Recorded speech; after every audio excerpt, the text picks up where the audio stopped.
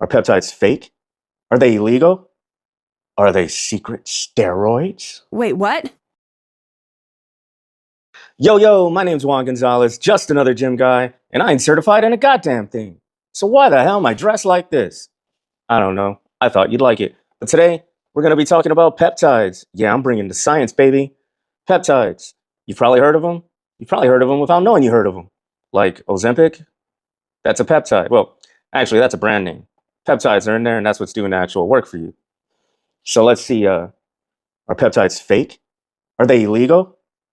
Are they secret steroids? Wait, what? Stick around. I'm going to tell you all that and more in this little intro video that I'm making for my new peptide series. We're going to go over what they are, how they work, natural versus injected, and of course, the myths behind them, and kind of weed through some of the bullshit. Let's be real. So stick around and let's do this thing. So, what are they? Let's get down to the nitty gritty. Now, let me tell you what peptides are. I'll tell you the science version, and then I'll break it down for you in layman terms. So, peptides are the small chains of amino acids, your body's natural chemical messages. You already have 7,000 plus peptides regulating healing, inflammation, metabolism, and growth. A peptide is just a message. Your body already has the software to do the action. Natural versus injected peptides. So you already get it. Our bodies make it naturally. That's how we function. That's how we build. That's how we grow. And everything else that's going on right now inside of you. But what's it like when something happens man-made? Well, first, let's talk a bit more about the natural process, and we can compare it to the man-made synthesized process that we inject into ourselves. So basically, your body's constantly making peptides. You eat the protein, it breaks down into amino acids, that assembles into a peptide chain, and it signals your body on what you need to happen at any given time. So repair, grow, regulate, for example. Many other things they can do, but since you're probably thinking about fitness, that's probably what we're thinking right now and we're talking about, so I'll try to stay on that subject. So the process works, but it's slow, and it's not always accurate. Your body doesn't always create what it needs to at any given moment, especially if there's conflicting messages going on. And on top of that, the more you age, your diet, your digestion, all comes into play. So even though your body's breaking it down and doing the things that it has to do, it doesn't necessarily mean it's going to send the right message to what you want it to be doing or what really needs to be the top priorities in your body at any given time. And as I mentioned, as you age or just due to certain bodily functions, they kind of get crappy over time, which I guess, that's just what you always hear. I'm getting too old for this shit. So basically, what you got to understand is that injectable peptides aren't really foreign chemicals. They're just pre-built versions of the signals your body already understands. The difference is delivery. So when you eat and it breaks down and you're kind of hoping like, oh, I hope all this goes to my muscle growth or this, that, and the other. Well, by injecting it, you're just bypassing that and you're saying, look, this is the specific peptides, the specific message that I want to send out to my body. And this is what we really need to focus on. So now do you understand kind of that process? It's still, you're injecting the natural stuff and you're not injecting the actual cells that are doing the work. You're just sending a signal. You're like beeping it if this was the 90s. You're sending a text message and you're like, yo, dude, can you please grow some muscles with this food that I'm giving you right now? Like, we don't need to worry about this other stuff. Or, like I said, if you're older and it's weaker and you're not even getting those signals directly to the cells, and the cells are made to work this way. So yeah, your body's still doing the work. The peptides aren't some total foreign object that's going into your body and pushing it beyond what it should already be doing.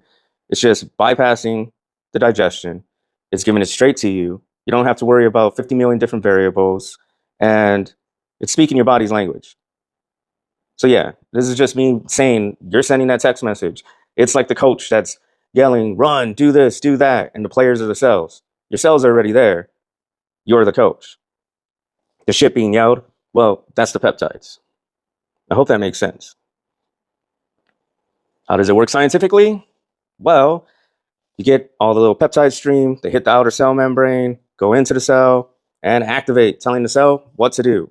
Different peptides do different things. And that's why we have so many different peptides. Like, for instance, MOTS-C. That peptide is the same one produced when you're fasting, and your body goes into that stage where it's using fat for energy. Kind of like the whole ketosis, keto stuff, like you're starting to use fat for energy. But what triggers your cells to use fat for energy? Well, in those certain diet regimens or whatever you want to call it, you're forcing or you're trying to force your body to create the right peptides that are going to use fat for energy. MOTS-C is that peptide. So you're injecting that you're kind of skipping the crap. You're skipping a lot of guesswork, and you're just telling your cells, hey, we're going to use fat for energy right now. That's the plan. But a major thing that I want to get across is this ain't a miracle overnight type deal. You still got to train. You still got to eat right. And you still have to have discipline. And like with everything else, too much of a good thing is a bad thing. You can overstress your cells. So I would say you still want to just like cycle through them. Don't go too hard. Obviously, you'll probably be using something for like 8 weeks, or use it when you feel like you need to just involve it in your life. You know, like the peptides that help you heal or recover faster. Maybe you go to the gym 6 times a week and the DOMs are killing you, like the delayed onset muscle soreness. In my personal use, I would say I most notice it when it's just like, oh, I'm not getting as sore per week. It's allowing me to work out a bit more. You know what I mean? Like I'm healing faster, essentially probably growing muscle faster. All right, now let's talk about some myths. Myth number 1, peptides are snake oil. It's baloney. Well, most oral supplements are trash. Let's be real. You're popping them pills. They even sell some peptides in pill form. I've never messed with them because the thing is, you're still going through that factor, putting it through there. It's got to go through your body. It's going through your liver, whatever else. It's getting digested. Who knows how much is going where, and is it actually doing what you're hoping it does? That's why you inject it. And I should have said this off the back. We ain't talking about no giant-ass needles that you're injecting like some crackhead into your veins. We're talking about insulin needles, which are they're basically steroids. I said I was going to talk about this. I could go in deep on this. I probably will on another video. I think this is the biggest myth, the biggest one to crush. Personally, if you want to do steroids, I mean, that shit's on, like, you do you. I have never said, like, I won't touch a steroid. You know what I'm saying? Like, you do you. If there's a certain time you want to do it or a certain reason, you're doing it for yourself. You've done the research. You know the dangers. You know the pros. You know the cons. You do you. The way I like to look at it, though, is steroids push you beyond what you would be able to physically accomplish with your body. Different people have different genetics. They have different caps. You know what I'm saying? Like, there are people who will never have to touch a steroid and be yoked, super yoked. Then there's people that you just look at them and you're like, could that person have actually reached where they're at right now without going beyond their body's genetics? Probably on steroids. So that's a big difference, is when you're taking peptides, that's just using what's in your body. It's just sending the signal to say, hey, do this and that. But it's not going to push it. Like, it's not going to, you can't take a peptide that's going to make your muscles grow larger than your muscles would naturally ever grow. Because we all have different caps in our bodies. Steroids, on the other hand, just come in like the motherfucking Kool-Aid man, bitch slapping everybody. We're doing it. You know what I'm saying? Like, that's why when you get off steroids, like, you're going to deflate a bit. You have your max cap on your body and you weigh 220 pounds and you're all muscle for some reason, 0% fat, 220 pounds. And genetically, you could be like 180 pounds all muscle. You're probably going to go down like 40 pounds of muscle because you got off steroids. Steroids were pushing you above and beyond. It's kind of like when someone says like, man, for recreational drugs, I smoke weed. It comes from the earth. It's natural. We have THC naturally in our body. And, you know, for some people, they're like, fuck yeah, that shit's natural. And then for other people, they still see it as like, it ain't natural. So, I mean, at the end of the day, you're going to make your own decision. Just make an educated decision. Kind of like we all have our own line in the sand. Some people are just like, you fucking take creatine, you ain't natty. You drink protein mix, like protein powder mix, you ain't natty. Like, you know what I'm saying? Like, you're not natural. So everyone has their own line anyways. I'm just saying, cut through the BS. Always just research whatever the hell you're doing. And know that this is from my personal experience. Like, too much of anything is a bad thing. That's my own advice to you. You do you. Like I always say, you do you. But yeah, that's the big myth, is the whole steroid thing. Because I feel like people hear steroids or they see like, oh, you have to inject this. So, you know, you're picturing dude on the corner in Phoenix with some shit wrapped around his arm shooting up. Like, it's, yeah, it ain't that. Why are peptides not bullshit? In my notes, I have the words BS, but we're going to use bullshit here because I'm just saying they ain't bullshit. This video has gone on long enough where I think in your own mind, you could have put this together whether you feel like they're bullshit or not. But the thing is, like, yeah, they ain't magical. They ain't going to work 1, 2, 3, but they're also not scams. We're talking about stuff that's been tried and proven. Obviously, not every peptide out of the thousands of different peptides we could have been researched. But there's some out there in the mainstream that, like, your doctors will prescribe to you. They're not going to say, like, this is a peptide, unless you ask to go into detail, like, what kind of medicine or injection are you giving me? But yeah, like the stuff that's in Wolverine to help heal ligaments, to help you get rid of people on diabetes. There's peptides they give them specifically to get rid of the type of fats that they need to get rid of in their stomach. So on and so forth. It's being used out there. It's clear for human consumption. You know what I mean? Like, this is not a fantasy drug. This is not snake oil. That's all I'm trying to say. All right. So now that you got this high level definition of peptides and you hopefully won't be scared to at least learn more about them, I will be making videos breaking down individual peptides like BCP-157, which combined with TB-500 is the Wolverine mix. I've taken it myself. I can talk on it. There are peptides that'll make you use fat for energy, and there's peptides that will trigger your growth hormone while you sleep naturally. Because, you know, like your muscles and shit actually recover while you're sleeping, right?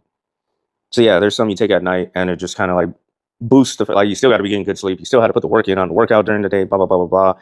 But like it just triggers like, all right, it's time to grow, baby. As long as you ate enough calories and protein, because otherwise, what the hell is it going to use to grow? So yeah, keep eating your protein. All right. So as I was saying, in this series, I'll do one video per peptide, no hype, cut through the fucking BS, just talk about what it does, who it's for, the realistic expectations. And this is just the start. So subscribe, follow the series to actually understand the molecules your body has been using this whole time to do all the shit that it does. You know what I'm saying? You ever thought about like the human body is a glorious, crazy thing? The whole fact that you can work out and get stronger. You can work your brain and get smarter. You can train your body to be on like a crazy ass sleep schedule where it works for you. It works for you. You got that structure. Well, it ain't just happening. It ain't magic. There's science behind it. And that's where we're talking about peptides answering the call. No, triggering the cells to do what the cells need to do. Triggering your body to do what your body needs to do. I'm going to be talking about all of that. And if you want to hear it from just another gym guy, your average Joe, trying to cut it into layman terms, I ain't certified in a goddamn thing, but I do use some of these things, so I'll be talking on that. I'm also going to be testing out MOTS-C, so that'll be kind of like a video series. I'll be using it for 5 weeks. We'll touch base once a week. I'll tell you my weight. I'll tell you anything I'm feeling. At the end of it, I will get another DEXA scan, see where my fat percentage is at. I understand that this isn't like a true research project because I don't have a clone of me doing the exact same shit that's not taking the peptide. But I think if we see some sort of drastic change that just seems too good to be true, I would say that's probably the peptide, right? I mean, like if I drop mad fat, like I'm not starving myself. So we'll see. I'll talk about that in that video. All right. Was it worth sitting through me talking about all this? Do you know more about peptides? I would like to make a series of videos that not only talk and have like the little funkadelic gifs that show you how these things work, but do some type of, not, I don't want to say adult, but like it would be cool to have visual examples that were like science experiments. So that's another thing on my mind. If you guys have any ideas towards that, I would love to do it. That would be fun. And yeah, I hope you're a little less scared of peptides and you follow my series. So I'm Juan Gonzalez, just another gym guy, and we just talked about some fucking science. I believe in science.